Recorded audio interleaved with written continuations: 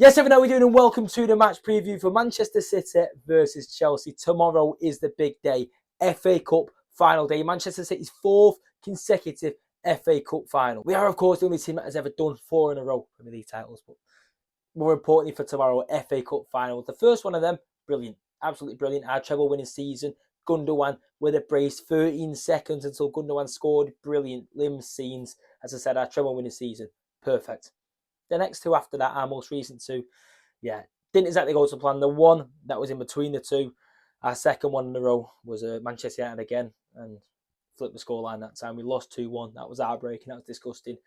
However, last year's, I wouldn't say it was the same level of heartbreak because it wasn't against Manchester United. However, we gave Crystal Palace, their first ever trophy in the club's history. It weren't a good day, was it? And Manchester City, we cannot lose 3 consecutive FA Cup finals. That is not up for negotiation. We must win. 2 in a row has been bad enough. 3 in a row, it is not happening. With that being said, anyway, let's get into the preview. If you're new to the channel, make sure you subscribe. I will be at the game tomorrow. So look, matchday vlog will be out. Hopefully, it's a very happy one, not like the previous 2 cup final ones. Hopefully, this one is a belter. It will be out very late on a Saturday night when I'm back home. And look, a lot to get into, a lot to discuss. I was going to film this on the Thursday night, so I could have it out for Friday morning, but I didn't have time. I was at the FA Cup U final. And by the way, we won that as well. Is that a sign? Are we going to do 2 FA Cup wins in a space of, 72 hours? I believe nope, so very much hope so, but I was there, so I didn't have time. And look, I don't want to go on and make this a podcast, make this an hour-long video. I want to get it out as soon as possible so it gives us enough time before the FA Cup final, so it's worth making. Anyway, let's get into it. Now, look, like I said, against Chelsea. Cup finals against Chelsea, and I'm happy with that. In fact, I am very, very happy that that is our opponent. I looked at that other semi-final, matchup, who it could have been, Chelsea or Leeds. And despite Leeds being, a newly promoted side, they're 16th in the Premier League table. We've done a double over them this season, and we haven't done that over Chelsea. I wanted Chelsea. I would have preferred Chelsea in the cup final to Leeds. I feel like Leeds would have felt a little bit similar to Crystal Palace last year as far as an occasion for the football club. Maybe not to the same extent as Crystal Palace. Like I said, we gave them their first ever. We didn't give it them, to be fair. Don't be disrespectful. They won it. They were good on the day. They were better than us on the day. Right, anyway. Crystal Palace won their first trophy against us. Leeds, of course, are a bigger club than Palace, much richer in history than Crystal Palace, but they've not won anything of great significance for a long while now, a long time. Whereas us, Manchester City, of course, an FA Cup, although it's an important cup and it's one we all want to win, it's one that we know Pep Guardiola loves and adores. An occasion of an FA Cup final is not the same occasion as an FA Cup final for Leeds as it is Manchester City. You understand what I'm saying? So Chelsea, a team similar to Manchester City in the sense that both won a lot of league titles over the past, 10, 15 years, both won Champions Leagues. Won't speak about their Champions League, but both won Champions Leagues, both won a lot of cups, FA Cups, League Cups. A trip to Wembley, albeit, it's Manchester City's second home, it's Etihad South. A trip to Wembley isn't a big, huge, once in a lifetime opportunity for Chelsea like it is a Palace. Do you understand what I'm saying? So I was happy it was Chelsea that we were playing. Also, even happier when you look at Manchester City's record against Chelsea. I just mentioned that Champions League final then. That's the last time Chelsea beat us, by the way. Seriously, it's been years and years. That was 2021. But now in 2026, it's been 5 whole years, 5 whole seasons since then. And Chelsea, despite playing us in cup games in between then, despite playing us, of course, twice a season, home and away in the league, they've not beat us since that Champions League final. So City have got a great unbeaten run against Chelsea as of late. Of course, we played them about a month ago. Went to that Stamford Bridge. That was a good day out. Match day vlog for that. If you fancied just running it back and watching it for the sake of it, thought it was a good day out. We beat them there as well. I fancy us. I really, really fancy us for tomorrow. And to be honest, I think Chelsea fans are probably coming into it as well, thinking that City are going to win. You look at the difference in between the two clubs at the minute. Manchester City, the vibe is energetic. The vibe's happy. We're in a good place. I know, for some people, they might be just looking at that league title and thinking, oh, what we could have had, what could have happened. But this wasn't supposed to be our year anyway. And we'll speak more on that, I don't know, another time. This is mainly for the FA Cup. But I look at this season. We've already been to Wembley and won before. Arsenal, Carabao Cup final. We've already got silverware this year. With the league title looking like it is going to be Arsenal's, this is a great opportunity to win 2 trophies in the same season. And I think, albeit out of the 4 that we were playing in at the start of the season, of course, the FA Cup and the Carabao Cup aren't the same quality or calibre or stature or whatever to a Premier League or a Champions League. I think this is a successful season for Manchester City if we go on and win this FA Cup. If we do it, 100%, because FA Cup's a traditional cup, a great cup, a cup that we all love, as I said, a cup that Pep Guardiola always gives his full respect to. Even to the extent that we're still within his title race. We still can do it. If Arsenal slip up, it's ours, as long as we win our 2 games. And Pep Guardiola was resting players a matter of days ago for his cup final. We know what this cup final means to him and Manchester City. I think it's a great opportunity, a fantastic opportunity, and one I think we will take. And if you focus on the field stuff with these 2 clubs over the past however long, look at the feeling at the minute of City. Like I said, there's a good feeling. 20 domestic games unbeaten, our last 20. We're doing well. We're doing well, whereas Chelsea, they concede every single game they play, and they've not won a Premier League game since March the 4th. We're talking, we're mid-May now, middle of May. They've not won a Premier League game in over 2 months. Now, as I said, one of them defeats were Manchester City, and I suppose they have won in other games. They've won in the FA Cup, they beat Port Vale, and they beat Leeds. Leeds was not convincing. However, at the same time, City's 2 games against Leeds this season also weren't convincing, really, so I won't look too much into it. But as far as on the field, as far as everything, I think Manchester City will be clear favourites for tomorrow's game, 100%. And I know there'll be some people that might fancy Chelsea, might just think, oh, they're one of them clubs out there. They could turn up on the day and they could hurt City 100%. But I don't think they will. I don't think they will. I look at everything. Everything leads me to think this is City's. On the field, off the field, feeling, bias. I don't know everything. You know what I mean? I just think City are going to go and do it. And if we take a look at Manchester City and how we could go to Wembley we've got everyone back. We have everyone back. And I know it sort of worked out towards the end. You know, there's only a couple of games left of the season. And this is the 3rd to last game of the season. We've got this and then we've got 2 Premier League games. And then that is it. The season's done. Don't make me upset. But we're going there with a full squad. Every single player is fit and available. There's a couple of doubts here and there, maybe a small doubt over Ruben Diaz, a small doubt over Rodri. But I look at it and I think, wow. I mean, we'll be licking our lips, we'll be rubbing our hands together thinking, this is it. This is it. This is the best we could possibly go in. Yeah, of course, we'd like Rodri to be there. When he's on it, probably the best midfielder in the world. But I look at Nico there who can fill in. I look at everyone else, players coming back. We've seen Josko Vardio return. We've got John Stones back. The entire attack's fit, the entire midfield. It's just brilliant. We're absolutely brilliant. And like I said, of course, we had that game, matchday vlog for that as well. I'm promoting myself a lot here, sorry, but matchday vlog for the Crystal Palace game I went to on Saturday. But even in that game, we came away from that with a comfortable 3-0 win. We've done our job. We got a few goals on the board. We got the 3 points which we needed just in case Arsenal do go and slip. But we got to rest Nico Riley. We got to rest Erling Haaland. We got to rest Ryan Cherky. Josko Vardio returned to the team. Players who didn't or haven't exactly been playing a lot as of late got, I mean, not saying just a goal or an assist, but they got minutes. Phil Foden was excellent in that game. We'll talk more on him in a second. Marmoush played, he scored. Savinho, who needed a goal, he played and he scored. He played quite well as well. Even players like Mateus Nunes. Nico Gonzalez got a rest as well. Mateus Nunes, who plays every single second living for Manchester City, even got to take him off for a few minutes. You know what I'm saying? So I think Manchester City, I mean, you could look at it as well and say Chelsea didn't play at all. So they'll be more rest and recovered for this game than we will.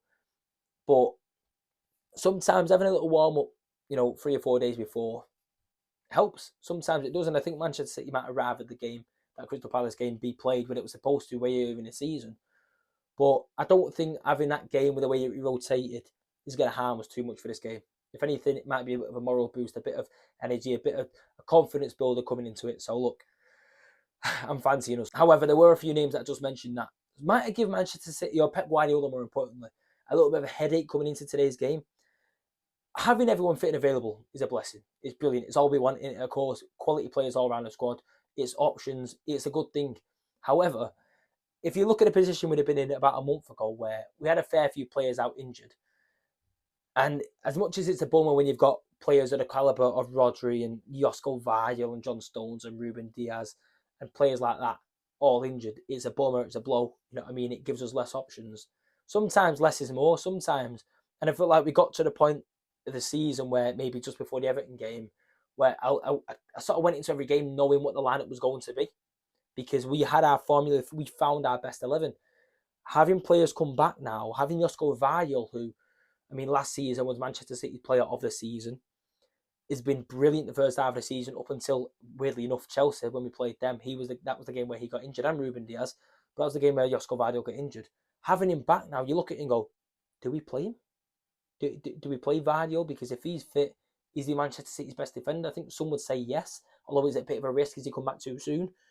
You look at the likes of Rodri, as I said, is that a risk? Do you play him or not?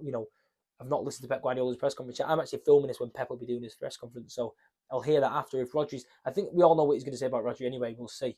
That's all he ever says. We'll see. We'll find out. But even then, as long as Nico's fine, which Pep said Nico was fine, I'm not too worried about Rodri not being there. The big one for me that I think has really put a headache for Pep Guardiola and what he should do, and I don't know what to do really. It's not my choice anyway, but Phil Foden.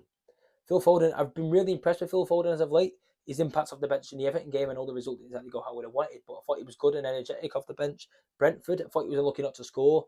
Played well off the bench against Brentford. Of course, started in that Crystal Palace game, and he was head and shoulders the best player on that football pitch. 110%. The assist, the quality of that assist for the Semenyo goal was unbelievable. It wasn't just the assist, though. The way he wanted to progress the ball forward, the energy, the relentless working, sort of like a Bernardo Silva. I know Bernardo Silva's on the pitch as well, but again, we've got to take him off a little bit, give him a little bit of a rest. But that just energy and the work rate and everything that Phil Foden offers, I kind of want to see him start. And I don't know if it's just sort of rushing it in or just throwing him in now. And when you look at who do you take out, is that Ryan Cherky? Surely not. Look what he's done for City. Semenyo, the form that he has been in up until maybe 2 weeks ago. But what he's done for City, the impact he's made since January, you take him out. You can't take Doku out, how good he's been. You definitely don't take Erling Haaland out. Like it's a bit of a headache for Pep. So I don't really know what he's going to do. But I think Phil Foden over the past 2 weeks, especially on that Wednesday night, he's made a right case for himself to say, look, start me in that final. You know what I'm capable of. You know what I'm capable of. I mean, to be fair with Phil Foden, at any point in the season, despite any form, I feel like myself anyway, and a lot of City fans out there, are fine with Foden playing because he's proven himself. He's not got much to prove, really, to us City fans. Maybe to Thomas Tuchel in England, or maybe to some of the newer fans or whatever, some Premier League fans who don't like the sort of glazing, I suppose you could say, over Phil Foden that us City fans seems to do. I do anyway. But Foden doesn't have to prove himself to me. He's done it over years and years and years. So, yeah, do we start Phil Foden? I don't know. I'll tell you if I start him in a minute or two when I go through the lineup that I would start for this game. But I think, yeah, it's headaches for Pep Guardiola, and I'd be interested. I'm excited actually to see what he does because, to be fair, he does normally rock the boat a little bit in FA Cup games. Or the amount of times that I've gone to Wembley, whether it's for semi-finals, finals, or even Carabao Cup games or Community Shields or whatever, I've gone to Wembley, and you don't get no service in the ground, so you're there waiting, looking at the TV or asking people, hey, is line about, and you read it and you think, oh, I don't know about that. What's he done? Why is he starting him? Why is he not starting him? I mean, even in the cup final game against Arsenal, I remember when he started Nathan Ake, which, to be fair, Nathan Ake was fantastic on the day. But I looked at that and I thought, interesting anyway. I mean, it's an interesting choice. Just before I get into the lineup that I would start, I do think it's worth a mention. When are they not worth a mention? John Stones, Bernardo Silva. You can even throw Nathan Ake into this as well because we sort of know Nathan Ake is leaving. We don't know. The club hasn't confirmed it and come out and said it. Ake hasn't said anything himself. But elder reports are pointing towards a Nathan Ake departure this summer, which would be gutting, it'd be devastating. And even then, as much as he has played a few minutes for Manchester City over the past couple of months, if you look at the entirety of the season and when Ruben Diaz and Josko Vidal have been fit, he has been down the pecking order a little bit, understandably. I mean, you've got Kusanov, you've got Mark Gay. He is, as much as I love Nathan Ake, probably fifth shot. I mean, we've got John Stones as well. Do you know what I'm saying? Like, it's Ake. I'm going to throw Ake in there, but particularly so John Stones and Bernardo Silva. This is our last possible, maybe. I know the Premier League there as well, but the Premier League's not in our hands. This is the last game in our hands, in our own destiny, in our own fate, in our own control, to go out and send off Bernardo Silva and John Stones with another trophy, with another medal around the neck. And the thing is, when I say stuff like that, and I remember saying it last year for the cup final, and reiterating exactly the same thing about Kevin De Bruyne saying, oh, look, we know it's not been a great season. I think this season has actually been a good season for Manchester City, and now I'm already, I know there's only 3 games left, but I'm excited for next season. I think we've ended the season very well. The players are young, they're playing great football. I'm excited already, but we'll talk about that after the season's done. There's no point mentioning that here, but there is a different feeling to last season. But last season, I seen the FA Cup final as an opportunity to sort of salvage something and try and win a trophy. You know what I mean? It was Pep Guardiola's first year at Manchester City without a trophy since his arrival season. And I wanted to send Kev out with a trophy or a medal. And I thought, after it, I mean, I was gutted we didn't win it for City, for Kev. But it's like, look at all these honours he's already won. Look at everything he's already won at City. One FA Cup. How much of a difference is that going to make? And it's likewise for Bernardo Silva and John Stones. They've won absolutely everything and more they could win at Manchester City. Realistically, in the grand scheme of things, you look at this extra FA Cup medal and you think, It's not going to matter too much, but it is at the same time. It is. It's that, come final day of the season at Villa, hypothetically, we don't win the league, but we've got that Carabao Cup, we've got the FA Cup, 2 trophies this season. We get to send 2 legends of the football club away. And I don't know, I want to do it for them too as well. And to be honest, I want to see both of them play. I know Bernardo Silva will start, realistically, won't he? He will start. John Stones, I wouldn't be against him starting. You know what I mean? I'm never going to say no to John Stones starting, but I'd be surprised if he did. I'd be surprised if he did start. I think he might come off the bench like he did against Palace. Probably do the same against Bournemouth, probably do the same against Villa, but I'd be a little bit surprised to see him start. But just for them to, anyway, the reception, the celebrating, at the end of it. I mean, I remember seeing after the cup final against Arsenal the way that they were pushing John Stones to the front to go celebrate with the fans and that.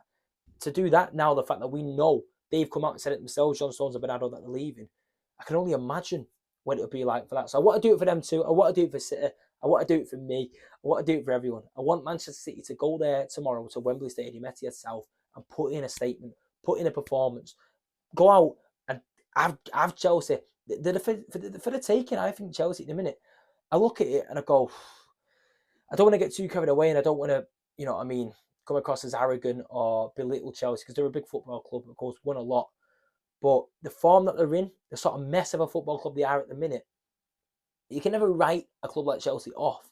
But at the same time, I think we could definitely go and do what we did to Chelsea a month ago at Stamford Bridge. I think we could do that again at Wembley tomorrow, 100%. I think they're there for the taking. I look at them defensively. I think they're a bit vulnerable. I mean, they've got that caretaker manager again. Don't want to say anything about him because he was the manager when they got that 1-1 draw with us at the Etihad, that 97th minute, the equaliser. But even then, we were all over them that game.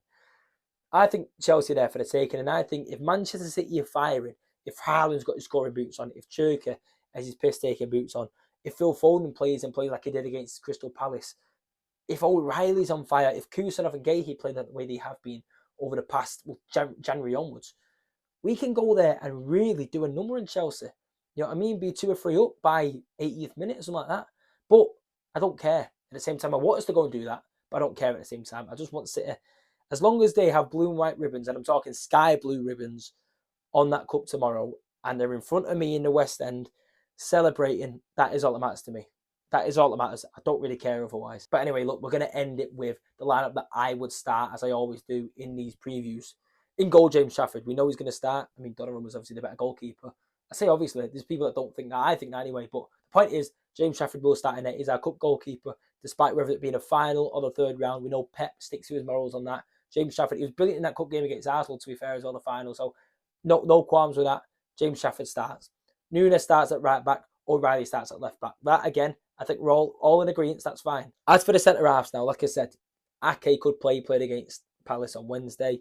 John Stones could play, 100%. A little farewell, send him out with a trophy, captain him out, walk him out with a armband on at Wembley. That'd be a beautiful sight, that, if it does happen. Will it happen? I don't know. Josko Vardiol's an option. Of course, played his first game since injury on Wednesday night. Didn't play a full game, took him off after about 60, but he looked good. He didn't look like he was, carrying a knock or anything like that, carrying an injury. He looked fine. He fitted in perfect. Even Ruben Diaz has been on the bench over the past 2 games. Could he throw Ruben Diaz in? His leadership could be necessary in a game like this, a cup final. However, all due respect to them 4 names, I love them all dearly. My centre-half partnership, don't fix what isn't broken. They've been playing very well lately. Don't let one little hiccup in the Everton game make you forget or, confuse you about what has happened from, let's say, February onwards. Kusanov and Gahey are proper centre-half partnership. They were both brilliant in that game against Chelsea at Stamford Bridge a month or so ago. I want them 2 starting. I want them 2 starting together. It'd be an opportunity as well for Matt Gahey, of course, former team Chelsea, but he wasn't able to play in that cup final against Arsenal, was he? Because he was cup tied in the Carabao Cup. Semenyo was, but Gahey wasn't. That stupid rule. But yeah, an opportunity for Gahey to get his first kind of proper trophy at City.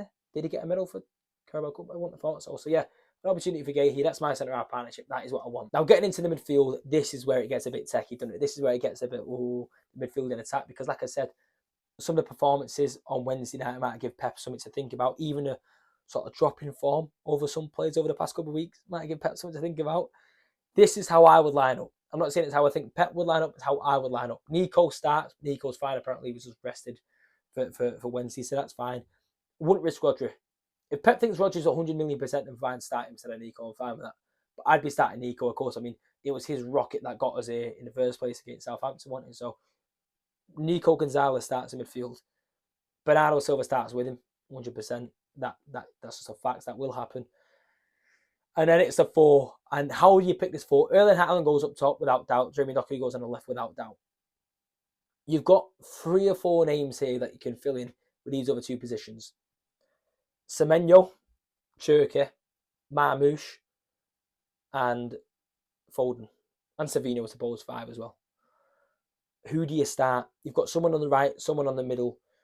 Realistically, with Manchester City, we know even the way that Doku's been doing these inside runs, they're all going to mangle and rotate and just play everywhere anyway. 2 holes there. I wouldn't go with Savino. I thought he played well against Palace, but I wouldn't go with him. And I wouldn't go with Marmoush. Copy and paste that for Palace. I thought he played well on Wednesday, but I wouldn't be going Marmoush. It's between Semenyo, Foden, and Cherki. And the one player I will put in right now, and I think, again, it isn't really up for negotiation. I don't know why I even left him out. Ryan Cherki was the man who had all the headlines over him, maybe Nico Riley, in the cup final against Arsenal. He's a maverick. He can create something out of nothing. If Chelsea do turn up the fire and they're playing at the best that we know all of them individuals in that Chelsea team can play, if they're really giving us a good game, you need a bit of class, a bit of brilliance, a bit of spark, something different, something unique like Ryan Cherki can offer. We need someone like him. So he starts. So then for me, it's between Foden and Semenyo. And I think this is what will come down to for Pep Guardiola. Who do you play? Funnily enough, in that Palace game, it was Foden assisting to Semenyo, wasn't it? So I don't know. I don't know if I'm just thinking with my heart over my head here. Not that I don't like Semenyo. I'm a big fan of Semenyo. But there's something about Phil Foden, one of our own, stop puts Iniesta, and a man who's had critics on him all last season, all this season. People hating on him, even some City fans annoyed with him. He's clearly been struggling off the field. He was there yesterday, actually sat near me in the Youth Cup game, which was good. So was Semenyo as well, actually. But I would go Phil Foden. There's something about Phil Foden at Wembley winning the game for Manchester City that I sort of sit there at work and daydream about. I sort of sit there and think, that's a story that I'd love. That is what I'd want. And of course, I'm dreaming here, but I think it's more than capable. If he's playing like he's got a point to prove, and he has got a point to prove. Fair enough for City fans, selfishly, might just be looking at the FA Cup, might just be looking at the Premier League, might just be looking at Manchester City. I'm someone who is club over country 10 times over. But even he might have one eye in England. Not that I'm saying he's not focused on the FA Cup or the Premier League, but the way he's been this season and last season, he might not get in a plane. So he is against Everton, he is against Brentford, he definitely was against Crystal Palace. He's playing like he's got a point to prove. And if you start him, just let him out and just let him go for it. Maul Chelsea, really go for them. I think Phil Foden could be a match winner. Again, he's got that thing of quality in there where even if he's not at his best, little moments here and there, Foden he's a game winner, in my opinion. He's a game winner. So I start Phil Foden. And have Semenyo off the bench. And listen, if it ain't working, if Phil's not up to the races, if Cherki's struggling, if Doku's struggling, whatever, come 50th, 60th minute, albeit maybe not even wait too late, depending on how the game's going, bring Semenyo on, 100%. Bring Marmoush on if needs be. Bring Savino on if need be. But that is my lineup. That is how I would field for tomorrow's cup final. Let me know in the comments. Do you agree? Do you disagree? Foden or Semenyo? Let me know. And that, to be fair, is where I'm going to leave it because, like I said, I'm filming this at like 1:30, 2 o'clock. And I want to go and see what Pep Guardiola said. I need to listen to that. I need to edit this video. I don't want to get it out too late to the point where it's out Friday night and kickoffs afternoon on Saturday. You know what I mean? There's no point you even watching it. So, yeah, don't want to make it too long. Don't want to drag it on too much. I don't know how long this has been. I'd imagine about 20 minutes anyway. Not too long. Hope you've enjoyed it. As I said, tomorrow, keep an eye out on the channel. Subscribe if you're not. Matchday vlog will be out for the game. The Wembley one against Arsenal done very well, of course, as you'd expect. It's City winning a cup, of course, it's going to do well. So hopefully it lives up to that Arsenal standard, or hopefully even better than it. So yeah, keep an eye out for that. Thank you for watching. Let me know your thoughts on the game ahead of the comments. I'm going to go with, I will throw a score prediction in here, and we'll do it tomorrow anyway. But as of right now, I'm feeling another 3-0 winner. I'm talking back to back to back 3-0 wins. I'm talking back to back to back to back FA Cup finals. We can't lose 3 FA Cup finals in a row. Tomorrow is our day. It's sky blue and white. It's Manchester City. We're bringing it home. 2 trophies in the same season. An opportunity for a possible third. An opportunity still for a domestic treble. Let's have it. Thank you for watching. Subscribe to the channel. And come on, City.